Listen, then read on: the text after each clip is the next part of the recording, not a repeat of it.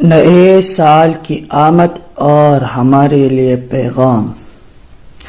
دیکھتے ہی دیکھتے سال 1442 ہجری ہم سے رخصت ہو گیا۔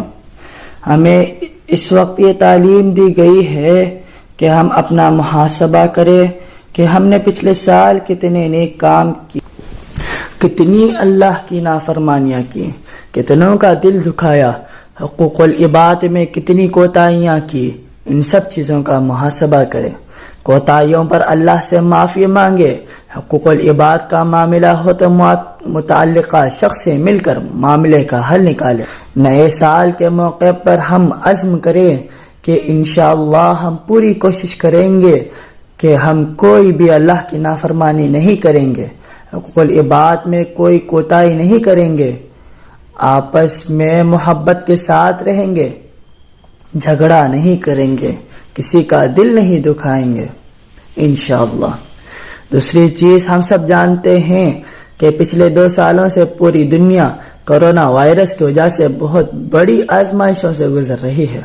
کتنے ایسے ہمارے عزیز رشتہ دار، دوست، احباب و اقارب پچھلے سال عیدین میں، رمضان میں اور خوشی و غم میں ہمارے ساتھ تھے، مگر وہ اس سال ہمارے ساتھ نہیں ہیں۔ کتنے بچے یتیم ہو گئے، کتنی مائیں اور بہنیں بیوہ ہو گئیں، کتنوں کے سروں سے ان کے سرپرستوں کا سایہ اٹھ گیا۔ ہمارے کتنے علماء اللہ کو پیارے ہو گئے، نہ جانے کتنے اس بیماری کی وجہ سے ہمارے اپنے ہم سے بچھڑ گئے۔ ہمیں اللہ نے ایک سنہرا موقع عطا فرمایا ہے۔ آئیے ہم سب مل کر عزم کریں، اپنی صحت کو، جوانی کو اور زندگی کو غنیمت سمجھ کر اللہ کو راضی کرے، اس کو منائیں اور زندگی میں جو جو نعمتیں اس نے دی ہے ان نعمتوں پر اللہ کا شکر ادا کرے۔